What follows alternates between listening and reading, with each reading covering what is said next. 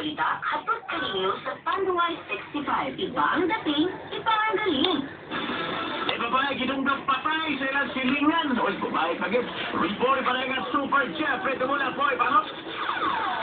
Sa Cebu City Medical Center, pasado alas 8, ang takna sa kagabi, kining usa ka hamtong ng biyuda, kining human usab gitunggan sa ilahang silingan. Ang namatay, human usab balandig diri sa balanan sa Cebu City Medical Center, giilasangan niya si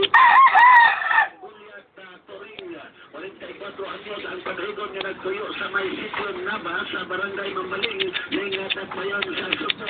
Nahitabo ang pagtunggap alas 8 pasado diya sa may sitio Huyong-Huyong. Itawag nilang tanggihan sa nasgutang dapit. Naginis si Teresa Gulia Turing walay gipalit sa tanggi diya sa nasgutang dapit. Apan sa silingan nga masuk-anon kayo ginis si Cornelio Banawa. Si Cornelio Banawa daan ang nagpahag nga mo paus nato sa pamilyang Turing, balikan kayan anak na dinanag Loli Panawa. Latong sa 17 sa buwan sa Pebrero, ginutang sa dinanag Dines na Sinogo, inang dinanag Teresita Turing. Sa iyahang kasukot kagabi, nakitaan ang biktima na si Teresita Turing na naglakaw. Kalit lang kining biktima o dayon ginduslat sa makadaghang sigayon. Unang naigo sa liog ang biktima, ikaduha silang tughan o ikatulong nga bahin sa iyahang kilid. Agay.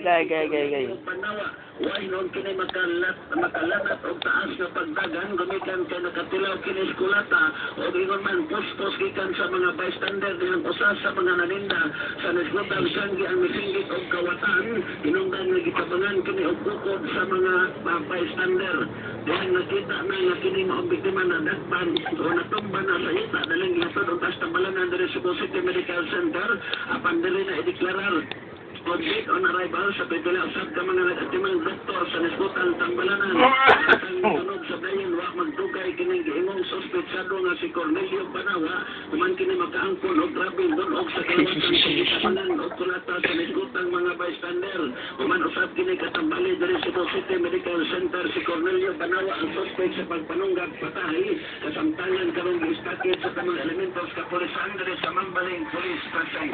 Kini ang balita Jeffrey Tumulat sa DYWS Operario.